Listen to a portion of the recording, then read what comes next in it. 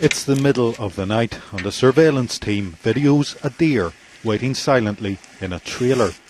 It's a docile creature, obviously used to being approached by humans who intend to feed or care for it. But the next time men approach it, it won't be to care for it, it will be to chase, exhaust and possibly kill it. It's being used in a practice known as carting. Animal welfare charities claim it's illegal. The Department of Agriculture says it shouldn't happen. The hunting community has long maintained it doesn't happen. But it does. The next day, and the USPCA follows the trailer with the deer on board to a location near Kate's Bridge. The charity is convinced the animal has been brought here to be hunted. A short distance away, the County Down hunt saddles up and moves out. Our animal, however, remains in the trailer. Later, a source close to the hunt told BBC Newsline it was being kept as a spare animal, but it wasn't needed. It was transferred to a shed. What your viewers have seen tonight is an appalling treatment of what is effectively a herd animal, an animal that's used living with its siblings and would be extremely frightened to be separated from them and kept confined in a trailer for such a long period of time. Fast forward. These pictures were taken this week, on Tuesday. The deer has spent the past few days in the shed. At the same time, the County Down hunt is gathering less than a mile away. As they set out on horseback nearby, this is happening.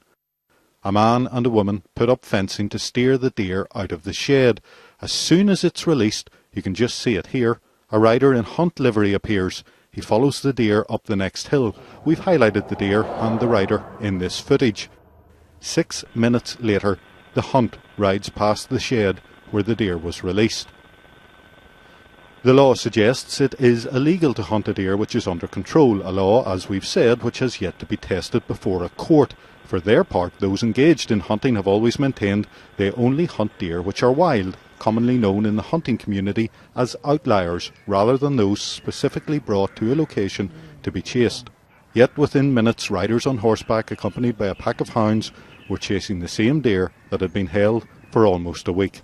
We followed the hunt as it crisscrossed these fields. Often we found ourselves among its followers and supporters, close enough at times to have reached out and touched the horses, but we couldn't film without giving ourselves away. Eventually, as evening closed in, the hunt came to a halt. It was time to speak to those involved. Excuse me, sir. I'm Gordon Adair from the BBC. We were watching today's hunt, we were watching the deer, and we believe that deer was carted here on Wednesday evening, held in an outhouse and then released solely for the purposes of hunting. Would you have any comment to make on that? We were hunting outliers all season. By outliers you mean deer that were out in the wild? Yeah. But we watched that animal today being released from an outhouse. No, there was no any deer released. We were all hunted as outliers who have been out all summer. Well, as I say, we did see this particular animal being brought in a trailer on Thursday evening, left at an outhouse a very short distance from here. When the hunt turned up this morning, it was released, and we watched as a number of horses pursued it and the hounds. Well, I know nothing about that. We hunt outliers, and that's all we hunt. Thank you. Okay, thank you. They have to face the cameras and explain to the Northern Ireland people what they're doing, why they're doing it, and how they explain the cruelty associated with that.